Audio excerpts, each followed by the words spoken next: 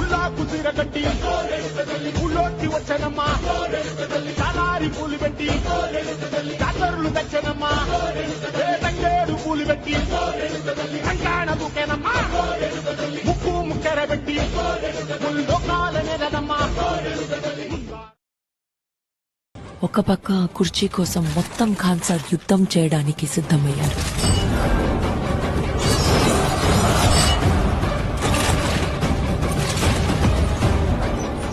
ఇంకో పక్క వేల మంది శౌర్యాంగులు ఆ కుర్చీని తగులబెట్టడానికి సిద్ధమయ్యారు.